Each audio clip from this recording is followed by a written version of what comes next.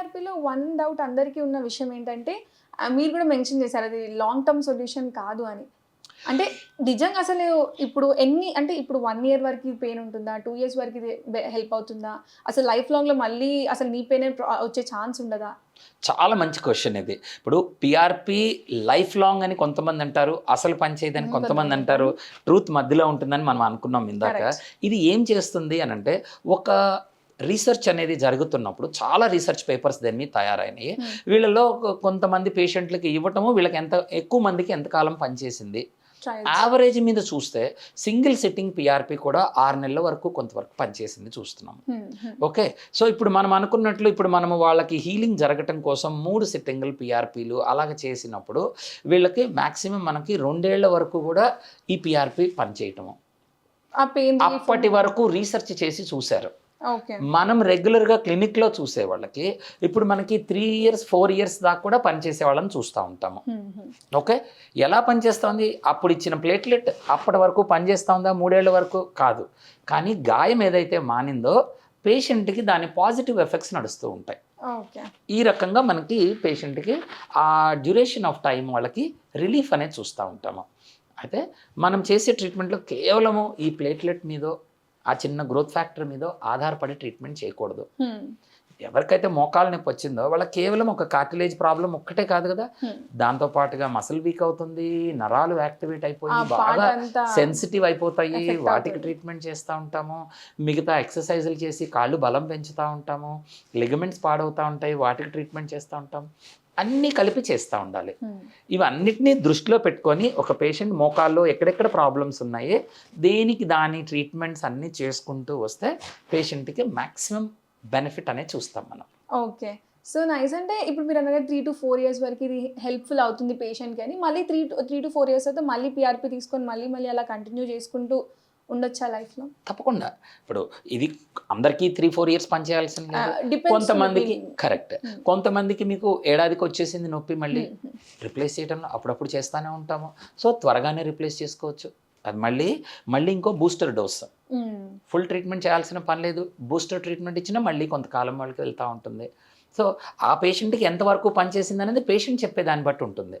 అయితే ఇది మన ఓన్ బాడీ నుంచి తయారు చేసిన ప్లాస్మా కనుక దీనికి సైడ్ ఎఫెక్ట్స్ ఆ రకమైన రియాక్షన్స్ అయితే ఏమి ఉండవు.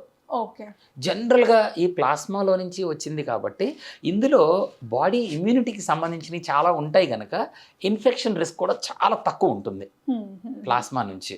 సో ఇప్పుడు ఈ ప్లాస్మాని ఈ రకంగా మల్టిపుల్ టైమ్స్ మీరు ఎన్నిసార్లు వాడినా కానీ దీనికి ఏం ప్రాబ్లం రాదు. అది సో ఎన్నిసార్లు అయినా మనం జాయింట్ లోపలికి న్యాచురల్లీ మీరు తీసుకుంటాం కాబట్టి అంత సైడ్ ఎఫెక్ట్స్ లాంటివి అయితే ఉండవు, బెనిఫిటబుల్ గానే ఉంటుంది. బెనిఫిట్ ఉంటుంది ఎక్కువ శాతం మందికి.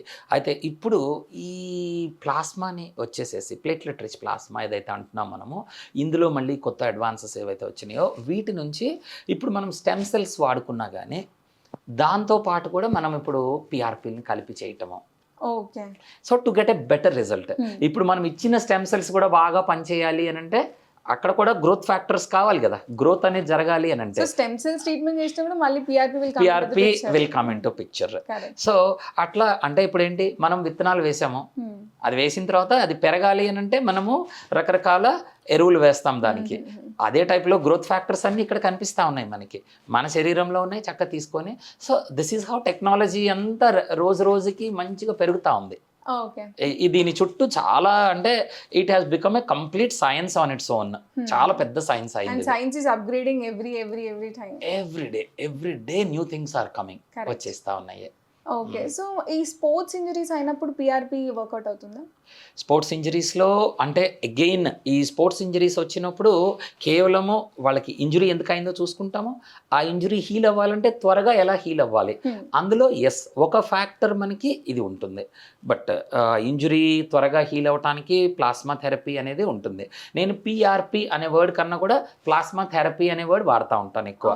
ఎందుకు, మనకు అందులో చాలా రకాలు, ఇందాక నేను చెప్పినట్లు గ్రోత్ ఫ్యాక్టర్స్ ఉంటాయి, అందులోనే మనకి ప్లేట్లెట్ రిచ్ ప్లాస్మా పీఆర్పీ అని ఉంటుంది, పీఆర్ఎఫ్ ఉంటుంది, ఎక్సోసోమ్స్ ఉంటాయి, రకరకాలు ఉన్నాయి ఇందులో. సో అందుకని ఇవన్నిటినీ కలిపి regenerative therapies are Okay. Plasma therapies అనే word better, more appropriate. So ఆ పేషెంట్కి ఏది ఇంపార్టెంట్ అనేది చూసి దాన్ని బట్టి చేస్తూ ఉంటాము. సో అక్కడ కావాలి, అందరికీ ఒకటే మందు పనిచేయదు. Correct. ఏ పేషెంట్కి ఆ ప్రాబ్లమ్ని Individual గా బట్టి differ అది అవుతూ ఉంటుంది. అది టైలర్ మేడ్ ఉంటాయి, ఎవరికి వాళ్ళకి వాళ్ళ సైజ్కి ఫిట్ చేసే ట్రీట్మెంట్ ఉంటుంది.